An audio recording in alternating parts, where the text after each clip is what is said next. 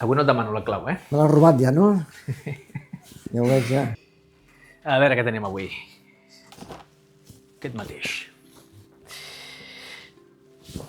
Ja. El otoño del patriarca.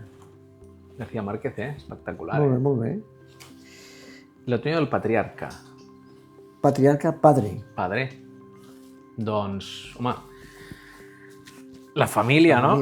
Toca la família, no? És lògic, no? Avui parlem de la família, que tinc la sensació que molta gent no li dona, o sigui, no és conscient de la grandesa, per dir-ho així, o de la dimensió que té la paraula i el fet de la família. Clar, perquè està tan a prop de nosaltres que no la veiem. Vull dir, no agafem distància. Per això és com si no hi fos quasi. Sí, exacte. És una sensació a vegades de...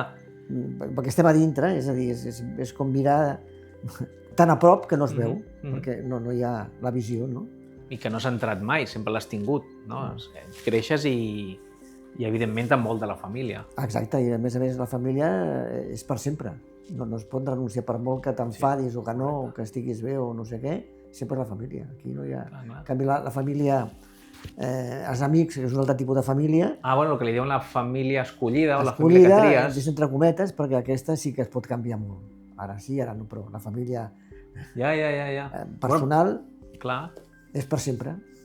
Clar, i a la vegada... No, ja, per sempre, però para bien i para mal, no? Amb la família... O sigui, podríem dir que la família, perdona, llavors és com un passa tot, no? D'alguna manera, o sigui, a nivell de salut mental o de salut, com li vulguis dir, la família és on transcorreixen moltes coses, no? Bueno, a més, moltes coses, a més, molt intensament. Són totes les emocions i els sentiments de la vida, l'amor, l'odi, l'enveja, la gelosia, la ràbia, i tot el que un imagina quan té aquests sentiments, doncs, intensament, perquè estan molt a prop, no?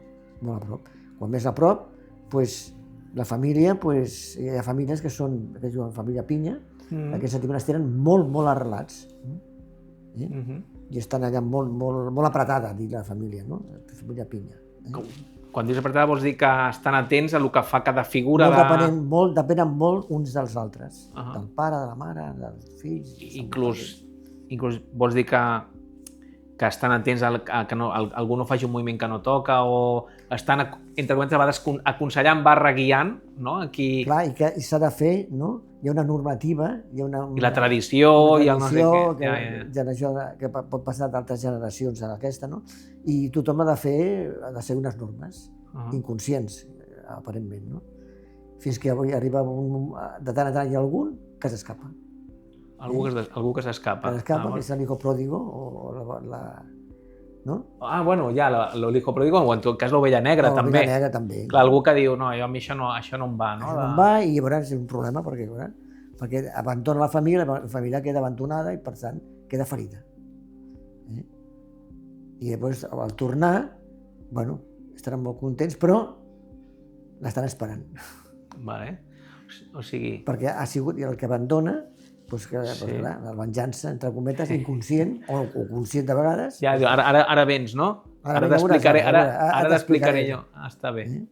Clar, perquè és curiós que, bueno, no sé, suposo que hi ha famílies de tot, però sempre es parla com de la ovella negra, no dels, no? Vull dir que normalment és un, cada cop i volta diu, això no va amb mi, no? O, no sé, em puc imaginar, no sé, una família que tota la vida han sigut advocats o metges memorables, no? I el fill diu, no, o la filla, no, mira, escolta'm, a mi això no em va, no? Suposo que de cop i volta li deus sortir a l'avi era metge, el teu besavi, no sé què, no? I això fa que peti la família o és aquest... Sí, seria una mica això, no? I com ho viuen a nivell emocional? O sigui, com es... La família, la part familiar, diríem, no? Home, ferits perquè és com una tradició, entre cometes. Una tradició, sense cometes, una tradició, no? Perquè ha renunciat a la família, no? I l'altre queda alliberat, el que se'n va, queda alliberat. Però sense família. Però sense família, queda sol. O una família que el rebutja, no? Exacte. I això és un tema superdelicat, no? I això pot aparèixer tant des del punt de vista d'una família de benestar, com tu deies, metges o no sé què, o el contrari, no? Una família humil que un estudia. Vale. I és el mateix. Vale, ja. Que destaca massa, no? Fins i tot. Destaca massa i això no s'ha vist, no? Ja.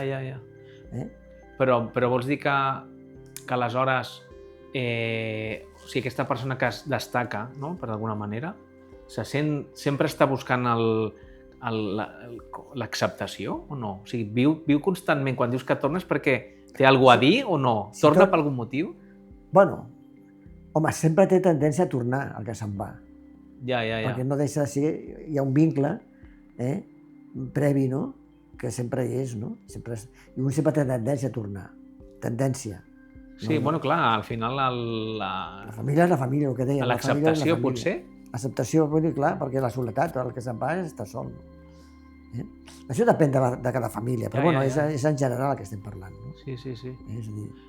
I em puc imaginar que també n'hi ha, o sigui, societats, o bueno, aquí almenys jo crec que es veu bastant el fet de la família, que li diuen el pollito, no? Que és molt protectora, no? Fa bé que siguem tan protectors o no? Hi ha societats que, no? Tinc entès, 18 anys, xaval, a fer món, no? Bueno, de meitat d'Europa, de París amunt, a dalt, de París tot el nord d'Europa, és una altra història. No, millor o pitjor? Perquè als 18 anys se'n van. Per exemple, llavors què passa? Que els que estudien genètica, només el desig que tenen és fer estudis a Itàlia i a Espanya, sobretot, perquè es queden, poden fer estudis de la família, del pare, de l'avi, però allà no, al nord no, és més complicat. Hosti, curiós. Perquè se'n van i llavors es queden als Estats Units, que se'n va d'una punta a l'altra, i és més complicat, han de buscar un estudi genètic a l'àvia que està a la Quinta Forca, l'altra que no sé què. En canvi, aquí a Itàlia i a Espanya, el que tu dius, no? És molt més proper, com a molt s'ha anat a una ciutat... És un avantatge enorme per als genetistes. Ostres, que curiós. Una cosa bastant curiosa, sí. Però llavors, a la vegada, això vol dir que és més endèmic, no? O sigui, que no hi ha tanta barreja, que aquí som més... Hi ha potser inclús malalties que són més de la zona, o no hi ha tant mestissatge, no? Bueno, però el que passa és que se'n van a partir dels 18 anys, tampoc és una cosa massa... Ja, clar, és un viatge potser d'anar... Exacte, sí, 18-20 anys, no? Però bueno, sí, però els països càlids, no? Ja, no, és que aquí sempre s'ha dit, i sí que d'alguna manera ho puc arribar a reconèixer, no? O veure que hi ha una certa sobreprotecció, seria això, sí. No? Del fill o de la filla, i que crec que inclús em puc imaginar que s'ha accentuat més ara perquè tothom pot diguem-ne, donar-se, no? Els seus avis o besavis eren 10 o 12, no sé quants, no? Els seus pares ja són 5 o 6, i ara tu ets 2, no? I ara es té un. El tema familiar està canviant molt, Per això. La relació, no? Com es relaciona un pare amb 7 fills i ara com es relaciona un pare o una mare amb un fill només, no? Com canvia, realment canvia. I les separacions, no? Que hi ha fills d'una parella nova, i la cosa ha canviat molt. Ara bé, hi ha una realitat. Els sentiments són els mateixos. Mira, interessant. L'amor, l'odi, la gelosia, l'enveja, és igual. Això no es pot canviar, és igual que siguin el tipus de família que sigui. Això. Clar, però és el que dèiem, no? La gent, jo crec que ningú és conscient del segell o de la marca que et deixa la família. O sigui, jo em puc imaginar que en moments de la teva vida desitjaries no tindre aquesta família i altres moments de la teva vida dius... Depèn del moment. Menys mal que tinc aquesta família, no? O sigui, és que estem anant als dos extrems. Bueno, però els extrems és que és així la vida. La vida és una variable, té moltes variables i depèn del moment. Un pot estar molt bé amb la parella, per exemple, no? I quan s'enfada, odiar-la brutalment. Però la família el mateix. Però la parella la deixes, si vols. Sí, però la parella forma part de la família, ja. Jo parlo de la parella familiar.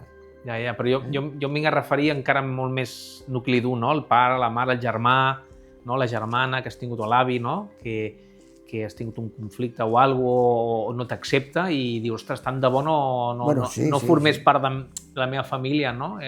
Sí, i no te'n pots treure, no? I no pots trencar, però sí pots enfadar-te amb ella o per dintre teu, no? I, hòstia, no vull aquesta família. Però, per molt que et vulguis plegar d'aquesta família, no pots, perquè està allà, és perpetu, és etern. No hi ha... I com es pot... I això com que on et porta, no? O sigui, el fet de que realment tingués aquesta frustració o aquesta... Això, no? No me'n puc desfer i no m'accepten o tal. No, però el tema és amunt, depèn, és que depèn. Al minut següent o al dia següent potser sí que estaràs, que fas un canvi. I el problema és quin és que la gent no accepta la contradicció aquesta. No accepta. I això crea un patiment i una culpa terrorífica. La contradicció vols dir? Un dia penso una cosa... Això. Ui. I això, i llavors es genera culpa. Com és possible que jo amb el que estic ara a la meva família ara l'estic odiant, soc dolent? Culpa. I si hi ha culpa, hi ha un patiment, i si hi ha patiment, hi ha un càstig, que és malaltia mental, potser. Una depressió, una ansietat o tal. És a dir que... Clar, perquè pot haver-hi algú pitjor d'alguna manera que un fill, o un pare li digui et desheredo, que es deshereden fills i filles, i a vegades per coses menors, no estem parlant que el fill, jo què sé, és un assassí, un violador, que evidentment pot arribar a estar justificat, no? A vegades coses, debats, discussions que se'n van més enllà, no? No has volgut ser notari, no has volgut ser no sé què, doncs et desheredo, no? S'allibera el pare i la mare que el deshereden o és un càstig sense... No, és un càstig terrorífic, però clar, però això té a veure amb el tipus de família que han estat. Per exemple, germans, què ha passat entre ells? Generalment, quan hi ha un problema d'aquest tipus d'herències, després els germans han fet coses diferents. Un ha estudiat, l'altre no, l'altre ha pogut fer una cosa, l'altre s'ha enfadat amb no sé qui, vull dir, hi ha una variabilitat insuportable, no? I això, clar, això genera un malestar terrorífic. Clar, però... El pare que ha tingut una preferència cap a un i cap a una gelosia, no? Preferència i la gelosia apareix, bueno, això... Ara, mira, m'ha vingut al cap una pregunta que és, bueno, pot ser molt... Jo crec que és molt interessant. És real que els pares s'estimen els fills exactament igual o és fals? Això és fals. És impossible que siguin igual per una raó. És molt bo. Hi ha un test quan... No recordo el nom ara, hi ha un test quan neix un nano que... No recordo el nom que té ara, de ginecologia, que valoren el caràcter del nano quan neix. Uns són més vius i els altres són menys. Un es mou molt, l'altre menys. I llavors hi ha una categoria i es valora. És no sé quantos, 4, no sé què, 3. Sí, un protocol. A partir d'això, la relació que et manté amb la mare ja és diferent. Per què?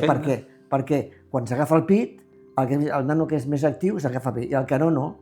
I la mare s'angoixa. Sembla un rebuig, no ja? I a partir d'aquí ja hi ha una diferència. Dos germans, un serà molt actiu, l'altre més passiu a aquest nivell, xuclaran menys el pit i la mare establirà una relació diferent, no s'enganyem, i això anirà... I aquesta no poden ser iguals. Les estimes igual, les estimes, però de forma diferent. Vale. I el pare, clar, com que està allà també mirant,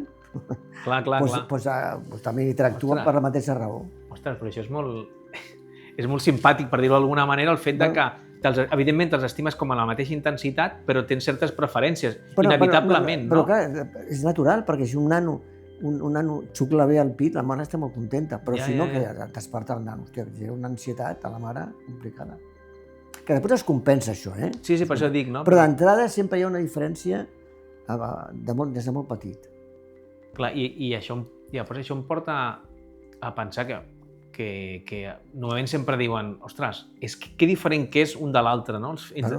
Entre germans, a vegades, a mi em passa, no? Que tots dos som molt... Em considero bones persones, però sí que és cert que tenim com vides diametralment diferents, no? Dintre de lo corrent, per dir-ho així, però jo soc, una manera... I per què, no? Els germans són, a vegades, han tingut inclús que es portin poc d'edat, clar, si es porten 10 anys o 12, no, però... Passa amb els bessons, també. Els bessons són iguals, no? I són diferents. Encara que siguin iguals genèticament, la interrelació amb la mare des del naixement és diferent. Però hi ha un component, entenc, ja genètic, evidentment, però també hi ha un component de buscar-se la vida? De dir, ostres, competència entre germans, no? I més entre bessons? De l'atenció de la mare, del pare, no?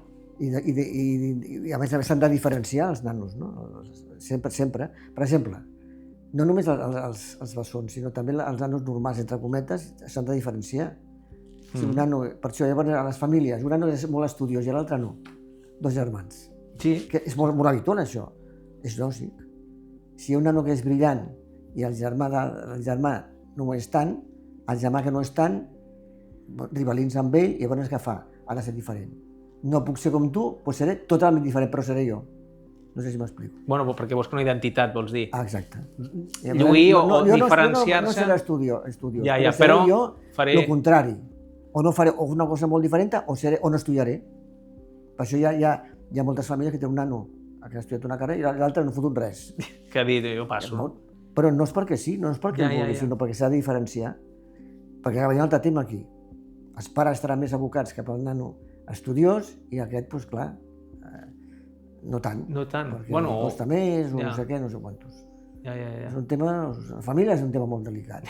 Molt complicat. Sí, no, i tant. És on rebon tots els problemes de la vida. Clar, totalment. Tots els problemes... Totalment. I el fet, em ve el cap, que dèiem que no la podem treure, però i el que han estat abandonat o rebutjat, no? Realment persegueix tota la vida una família? Què vols dir, els adoptats? Sí, per exemple, els adoptats, o algú que sap que l'han donat o abandonat, no? O que sap que hi ha alguna mare o pare por ahí, no? I el busca realment, no? Jo tinc la sensació que... Hi ha totes les variants, no? Sí. Però hi ha una cosa comuna amb tots. És que hi ha una hipersensibilitat a l'abandó. Vale. El que per tu, per dir alguna cosa, no? La teva parella un dia s'enfada amb tu, o la mare s'enfada amb tu, no sé què, i ho vius d'una manera determinada, però l'adoptat ho viu amb una intensitat brutal. Perquè, clar, ha estat abandonat. Em pots dir si li passa un segon cop o alguna cosa, si té un rebuig? Sí, qualsevol rebuig, a vegades qualsevol rebuig no massa intens, ho viuen molt intensament. Per què? Perquè estan tocats per dintre, en aquest sentit. Van estar abandonats per la família. Ara els han deixat en adopció, no sé. I això queda amb una marca terrible. Molt complicat. No tots, hi ha alguns que no. Perquè això es pot compensar. L'avantatge que té la ment humana és que, malgrat això que parlem ara, hi ha coses compensatòries. És a dir, es compensa amb la resiliència, que és això, de compensar coses negatives, no? Trobar un bon professor, uns amics, no?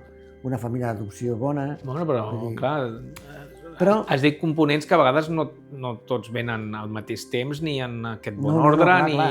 I una cosa aleatòria, una cosa de sort, no? Clar, però d'alguna manera podem dir llavors que, malauradament, les persones que han estat abandonades o són adoptats parteixen del joc amb de certa desavantatge, no? Perquè no tenen inclús aquest, per molt que els pares adoptius, etc., no, se'ls sentin...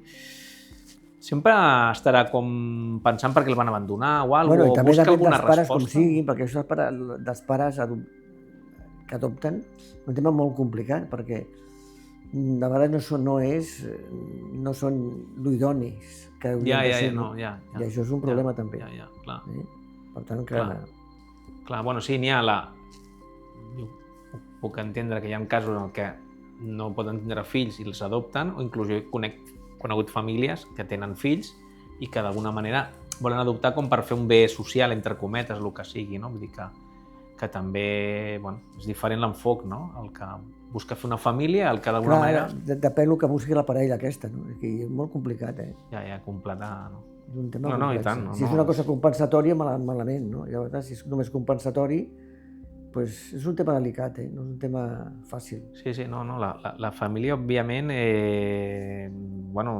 dona per molt, per descomptat. Sí, el patriarca. El patriarca, i el tema patriarca també és un tema complex, perquè sempre a la família sempre hi ha un patriarca.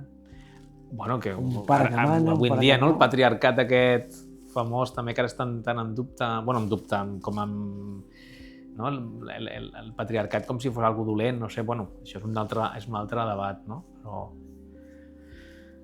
Però és molt fort. I no sé com m'ha vingut al cap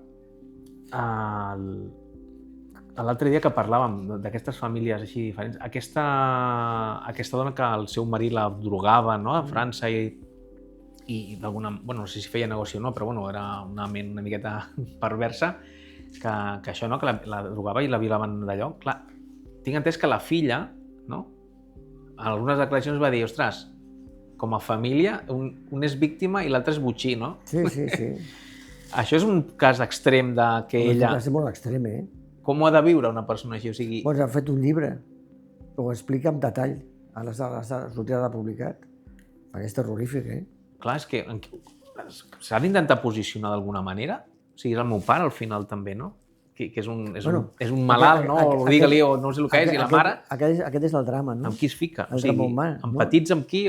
Perquè segurament les primeres relacions van ser bones. Després es va complicar, però segurament... Per què dic bones? Perquè si aquesta noia... No estic segur d'això, però diria que aquesta noia pot una vida relativament normal, no és una malalta, la filla. Sí, clar. Jo diria que no. A més, escriu. Clar, ha escrit. És a dir, que això vol dir que va tenir unes primeres relacions amb els dos pares que no van ser tan destructives. Saludables, no? Després es va complicaria per lo que fos, no? Per la parella, no sé què va passar, no? Això tampoc ho expliquen. I tot això passa a la família, Només allí poden passar coses tan... A la família passa el millor i el pitjor. Totalment. I aquí ja no... Sí. Bueno, i després està el tema, a nivell familiar, quan hi ha una malaltia aguda, biològica, una mort, un dol, els dols també són terrorífics, no? La vivència d'un dol dins d'una família és un tema molt, molt delicat. Clar. La pèrdua, sobretot és una pèrdua que no és... És igual, com sigui la pèrdua. Pot ser molt ràpida i si és lenta perquè és lenta, hi ha un patiment terrible. I si és ràpida perquè és massa ràpida, hi ha un patiment... La família també... Clar, sí, no? I quan hi ha una malaltia, si és molt llarga, no? Hi ha el cuidador, la cuidadora... el tema del cuidador. Clar, m'ho puc imaginar que ho parlàvem en un altre capítol que vam fer, no? Que a més estem en una societat que cada cop hi ha més fills únics, no? I aquest debat, no? A vegades, com el de la pel·lícula que veien l'altre dia també, que parlàvem de la família, del 53 Domingos, que potser ara encara hi ha famílies que són 2 o 3, no? I es poden culpar, però si ets fill únic... Sí, t'ho carregues tot tu. Tot, I has de... I és una que és més imminent, no? És el que la societat que tenim ara, pràcticament. Sí. Són fills únics. Sí, tot dins de la família. Tot dins de la família, coses... Sí. Coses que van d'una punta a l'altra. Bueno. Et torno el llibre.